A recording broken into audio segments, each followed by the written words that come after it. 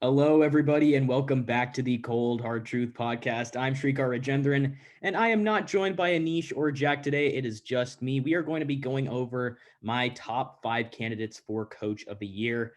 And we all know this season hasn't been easy for anyone. Just the pandemic made an incredibly tough job as a head coach even more difficult. But some coaches this year, they've persevered and they showed that they have what it takes to lead a team in the NFL. They've found success in spite of these circumstances, and they've already guided the way to several wins for a lot of these teams. So, without further ado, 5 coaches who, in my opinion, of course, deserve to be in consideration for the Coach of the Year award. Let me know in the comments your thoughts, your opinions, what you agree with, what you disagree with. If you're new to the channel, make sure you hit that subscribe button and hit the bell so you're notified of all our new content on the way. But let's get right into it. At number 5, Kliff Kingsbury. You know, being a head coach in the NFC West is no easy feat, as it's by far the toughest division in all of football. Kliff Kingsbury has done well in only his second year at the helm, though. And while a lot of people will heap praise onto Kyler Murray, I think Kingsbury deserves his fair share of the praise as well. Because let's look back.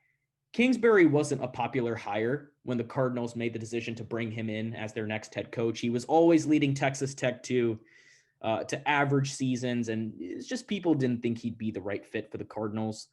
But instead, we're 2 years in, and the Cardinals are legitimate playoff contenders. The team isn't perfect, obviously, but to join this Cardinals team in 2018, that team was atrocious, and you turn them around in just 2 years. That's impressive.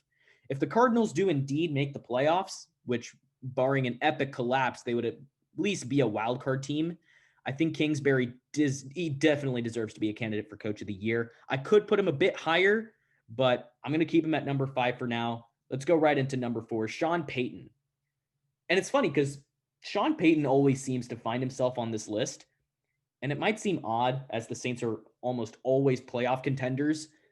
This year, I'd say Payton deserves recognition because not only did he turn his team around when they were 1-2, and let's face it, they were looking like afterthoughts. Yes, even after just 3 games, but he's now doing it with a backup quarterback, and not just a normal backup quarterback either, but with a guy who hadn't started an NFL game since he was at BYU in 2016. Taysom Hill is 30 years old, and we can all agree he's pretty much been a utility guy since entering the NFL, but he went out there and won the game for the Saints on Sunday. And people were shocked when New Orleans went with Hill over Jameis Winston. And it appears that maybe we should give Payton more credit than we're giving him. The guy knows what he's doing.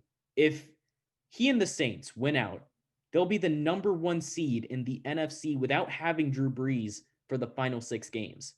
Payton's always a Coach of the Year candidate, but I think this year he deserves to be up for it more so when he doesn't have Brees quarterbacking his offense. So we have Kingsbury at 5, Sean Payton at 3. Sean Payton at 4. Let's move on to number 3, John Gruden. And with John Gruden, if the Raiders had swept the Chiefs, I think that would be the first time since 2012, I want to say, I'd have considered putting John Gruden at number 1, but instead he's 3rd on this list. And a lot of people, including me, we were kind of shocked when the Raiders brought Gruden in on a 10-year deal, despite him not coaching in over a decade, but he's showing that it wasn't a boneheaded decision. The Raiders, they mostly disappointed in Gruden's first 2 years, but we're seeing now in year 3 what a John Gruden-led Raiders team can look like, and the answer is pretty darn good.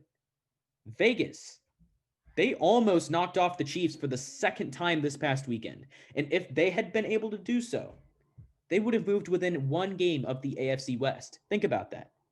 But instead, the Raiders lost, and I think they're looking at a wild card berth, but that's still a big win for Gruden. He's made Derek Carr look MVP worthy this year and has an incredible offensive line, which paves way for Carr to throw from a clean pocket and for Josh Jacobs to just run all over opponents. And once Gruden gets a defense to his liking, I think the Raiders will be a really good team. It doesn't look like this team is far from figuring it out. And if they make the playoffs, Gruden most definitely deserves to be considered for coach of the year. So let's move on. The top two. Now I'll spoil it right here. My top two are Mike Tomlin and Brian Flores. At number two, I have Mike Tomlin. The thing with Mike Tomlin is he's always been a good coach since he took over the Steelers in 2007. He proved that even more so last year when he led a team quarterbacked by a guy named Duck Hodges to an 8-8 record. Most people were handing the AFC North to the Ravens this year, but Tomlin has his Steelers at a perfect 10-0 through the first 11 weeks of the 2020 season. While there's still a lot of football left to be played and the Chiefs are nipping at the Steelers' heels, I think Tomlin most definitely should be in Coach of the Year conversations. The Steelers are talented, yes, but could you guys name one person that predicted this kind of a season for them aside from Steelers fans? Could you name one? Going from 8-8 to 10-0 and potentially clinching the number one seed in the playoffs is Coach of the Year worthy for sure. And throw in that Tomlin always has the Steelers as contenders. I think they've made it to the playoffs in every single year of Tomlin's career except for 5. And of course, he'll be included in the discussions. Remember, these awards are given to coaches for what they do in the regular season.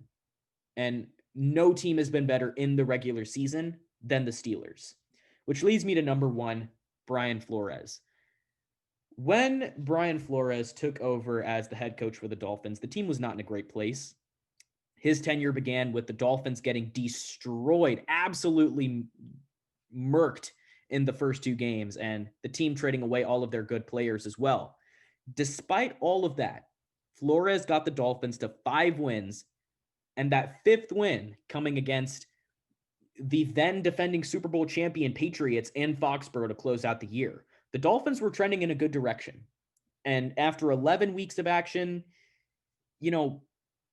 they sit just outside the playoffs with a 6-4 record. And before that loss to the Broncos, they were in the playoffs as a wild card team, which is something no one expected from the Dolphins just 2 years into Flores' tenure. I mean, aside from Anish maybe, but he's turned around a team that still doesn't have a ton of talent, and he's pretty much made them a playoff contender. This is just a little over a year removed from, as I said before, those first 2 games of 2019 when they got the snot beat out of them.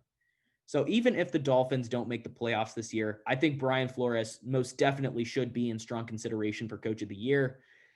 And overall, looking back at the list, number 5, Kliff Kingsbury, number 4, Sean Payton, number 3, John Gruden, number 2, Mike Tomlin, and number 1, Brian Flores. These 5 gentlemen have put their teams in great positions this year, but only one will win Coach of the Year. Who will it end up being? It could be someone not on my list. I mean, you guys have your own opinions. Let me know in the comments what you guys think. If you change anything, make sure you like the video. Subscribe if you're new. We got a lot more content on the way. We just hit 300 subscribers, and we want to thank you guys for the support on the channel. But that'll do it for me. I'll see you guys next time.